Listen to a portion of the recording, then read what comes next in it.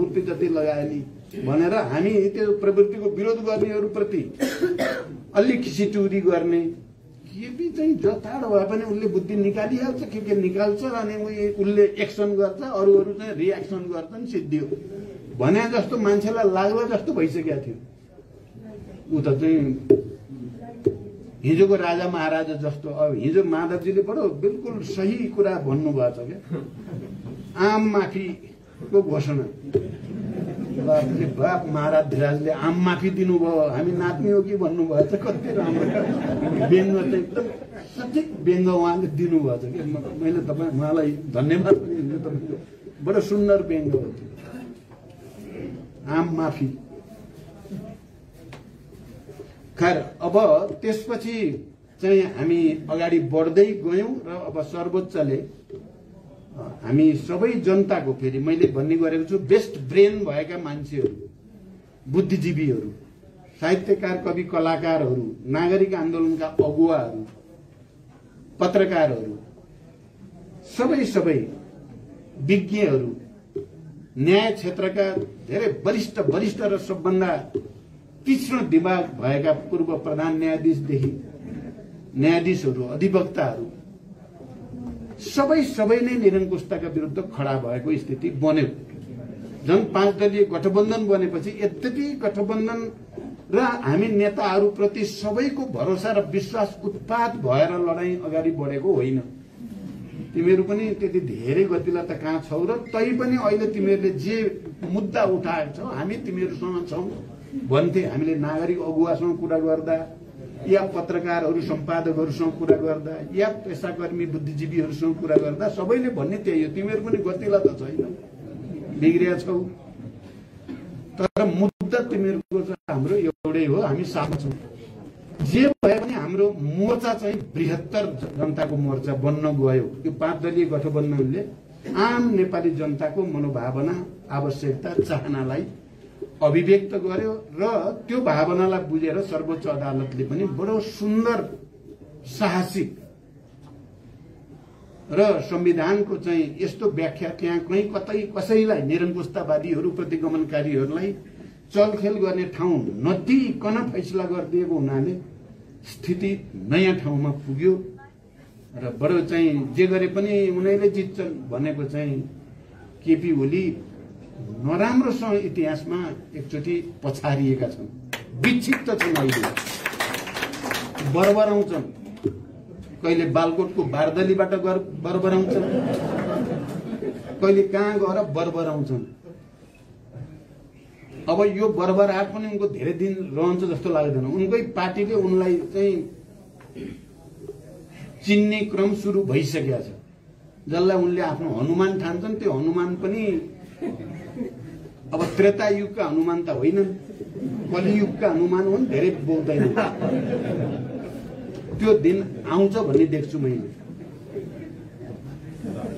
अब तर फेरि हाम्रो अगाडि चाहिँ एउटा अवसर प्राप्त त भयो एउटा ठूलै लडाईँ जितियो। झन्डै संविधान र देश नै दुर्घटनामा पर्ने खतराको डिलमा पुगेको परिघटनालाई चाहिँ फेरि संविधानको रक्षा सिस्टमको रक्षा राष्ट्रियताको रक्षा नेपाली जनताको आत्मनिर्णयको अधिकारको रक्षा गर्ने ठाउँमा चाहिँ त हामी आइपुगियो। तर हाम्रो अगाडि चुनौती रहित हामी छैनौं। धेरै ठूला चुनौतीहरू छन्। त्यो चुनौतीको सामना हामीले बडो बुद्धिमत्तापूर्ण तरिकाले बडो चाहिँ गम्भीरताको साथ आत्मसात गरेर सामना गर्नु छ। सजिलो छैन। सरकारको तर्फबाट जनताको पक्षमा राष्ट्रको पक्षमा दिनदिनै सानसाना भए पनि सकारात्मक काम हुँदै जान अनिवार्य छ। अहिले कुनै मन्त्रीलाई अलिकति पनि छुट छैन लापरवाही गर्ने। यो बाँकी अवधि राष्ट्र र जनताको पक्षमा हुन त सरकारले अब ठिकै ढंगले नै सुरुवात गरेको छ। पहिलो त जनताको जीवन रक्षा र त्यो जीवन रक्षा अहिले कोभिड-19 को दोस्रो भेरिएन्ट चलिराखेको छ। तेस्रोको खतरा छ।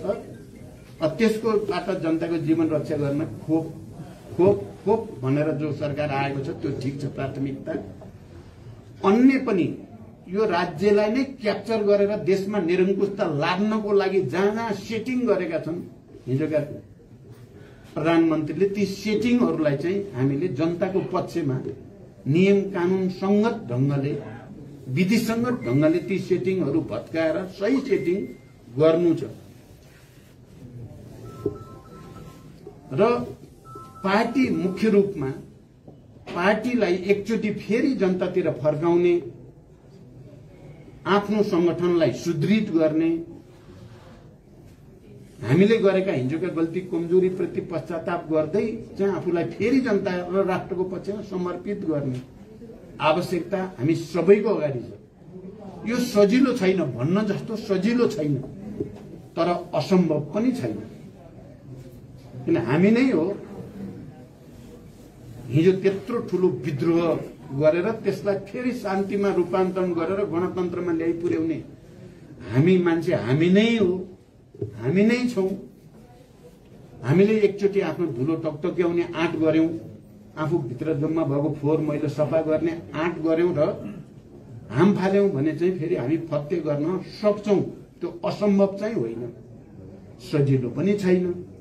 त्यसको निम्ति हामीले अब पार्टीलाई बलियो बनाउनेतिर लाग्नुपर्छ। अहिले जुन राजनीतिक पहलकदमी हाम्रो आएको छ, मान्छेलाई दुनियाँलाई थाहा भयो, जसलाई घेरा हालेर सिद्ध्याउन खोजिएको थियो, जुन मुद्दालाई, जुन आन्दोलनलाई, जुन लिडरशिपलाई, अहिले उनीहरू पछारिएको स्थिति छ। उनीहरू फेरि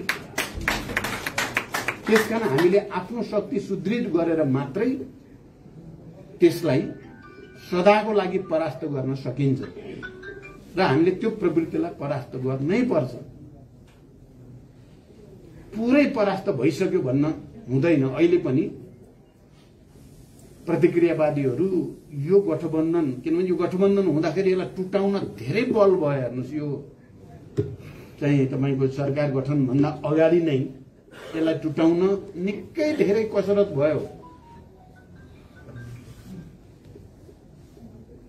अब त्यो कसरत हुँदाखेरि के साथीहरू बडो नपत्याउँदो किसिमले ढल्दिनु भयो। पछिल्लो राजीनामा प्रकरणसम्म तपाईँ हामीलाई थाहा छ, गठबन्धनमा राम्रो भूमिका खेलेका, बडो स्पिरिटको साथ गरेका साथीहरू पनि ढले। त्यो त्यत्तिकै ढलेको भन्न हुँदैन, त्यहाँ भित्र धेरै गम्भीर ढंगले नै चीजहरू भएका छन्। त्यसपछि चाहिँ गठबन्धन टुटाउन नसकेपछि यो गठबन्धनलाई बहुमत प्राप्त नहोस् भन्नको निम्ति झन् ठूलो कसरत सुरु भयो। हामीले पनि जसरी नै बहुमत पुर्याउनै पर्छ भनेर हामीले पनि सकेको तागत लगायौं र हामी बडो अहिले यसलाई चाहिँ सुखद खुशी भन्नुपर्छ, झन्डै 2/3 बहुमत बनाइयो यो सरकारको पक्षमा पनि। झन्डै 2/3, हिजो झन्डै 2/3 भनिएको थियो केपी नेतृत्वको सरकार, हामी समेत थियौं। अहिले हामी समेत भएको देउबा नेतृत्वको सरकार पनि झन्डै 2/3 मा पुगेको छ। यसबाट प्रतिक्रियावादीहरू निकै नै चाहिँ नसोचेको कुरा भएको ठानेका छन् र अझै पनि भत्काउने षड्यन्त्र छ। म भर्खरै फेरि प्रधानमन्त्रीसँग पनि एकछिन कुरा गरेँ, कहीं नेताहरूभित्र कहीं छिद्र छ कि, कांग्रेस र कम्युनिस्ट बनाउन सकिने हो कि,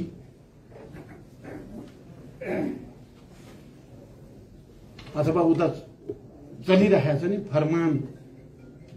फरमान घोषणा भएका छन् फेरि एमाले भित्र, त्यतापट्टिबाट हुन्छ कि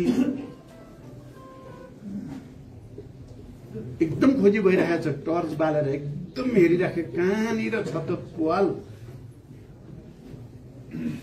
अब त्यस्तै कतिपय यहाँ अलिकति कन्ट्रोभर्सीमा भएका कुरालाई कहिले यताबाट कहिले उताबाट लगाइदिएर हुन्छ कि, यो एमसीसी भन्ने छ नि, या आइपीएस भन्ने छ, यिनलाई बोकेर यसलाई अगाडि सार्दियो भने निर्विचार झगडा पार्ला कि, अनेक खालका कसरत फेरि सुरु भएको छन्। यो पनि बुझिराख्न जरुरी छ। कहीं न कहीँबाट यसलाई परास्त गर्ने भन्ने छ। शान्ति प्रक्रियाका कामहरू छन्, टीआरसी, डिसिपिएर कमिसन, घाइते अपाङ्ग इत्यादि उनका समस्या छन्। त्यहाँ भित्रबाट छिर्न सकिन्छ कि त्यो पनि कसरत छ।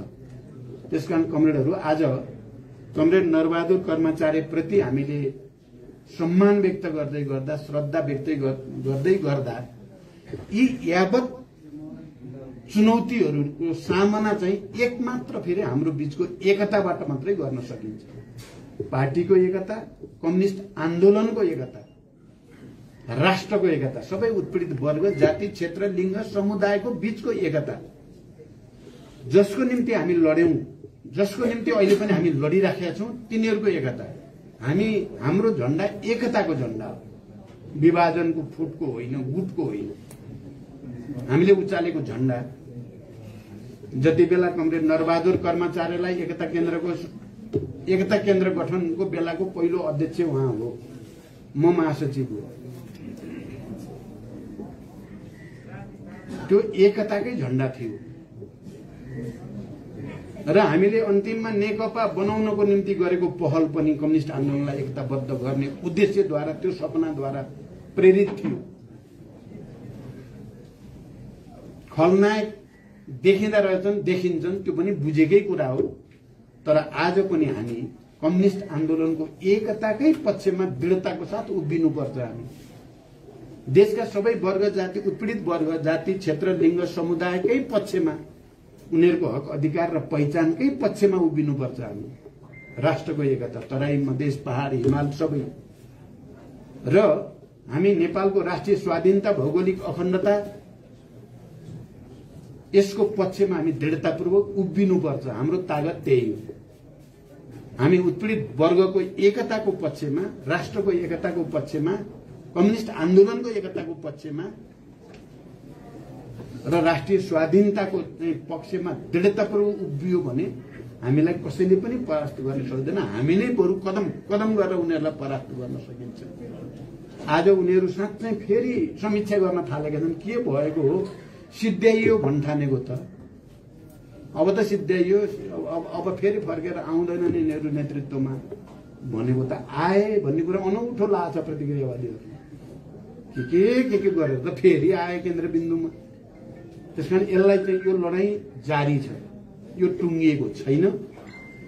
त्यसकारण म सबै कमरेडहरूसँग बडो गम्भीरताको साथ अपिल गर्न चाहन्छु। हामी हिजो क्रान्ति, युद्ध, शान्ति प्रक्रिया, संविधान सभा, संघीय लोकतान्त्रिक गणतन्त्र घोषणासम्म जुन मेहनत, त्याग, तपस्या र निष्ठाका साथ काम गर्यौं, अब त्योभन्दा बढी निष्ठाको साथ समर्पित भएर जनताको बीचमा गयौं, जनतासँग एकाकार भयौं, संगठन सुदृढ र विस्तार गर्यौं र यी मैले भनेका 4-5 कुराहरूको झण्डा, एकताको झण्डालाई दरोसँग उठायौं भने हामी विजयी हुन्छौं पुरै। र हामीले जो समाजवादको सपना अहिले देखिरहेका छौं, समाजवाद निर्माणको चाहिँ दिशामा अगाडि बढ्ने सामन्तवादका अवशेषहरू, राष्ट्रिय स्वाधीनताको लडाईँलाई पनि समाजवादी रणनीति अन्तर्गत नै अगाडि बढाउने भनेर जे भनेका छौं त्यो पूरा गर्न सकिन्छ। यही संकल्प नै नरबहादुर कर्माचार्य जस्ता नेपालमा कम्युनिस्ट आन्दोलनका संस्थापक मात्रै होइन, सामन्तवाद र साम्राज्यवादका विरुद्ध क्रान्तिको पक्षमा अन्तिम समयसम्म पनि डटेर लड्ने हाम्रा संरक्षकप्रति सच्चा सम्मान र श्रद्धा हुन्छ भन्ने कुरा राख्दै फेरि एकचोटि कमरेड नरबहादुर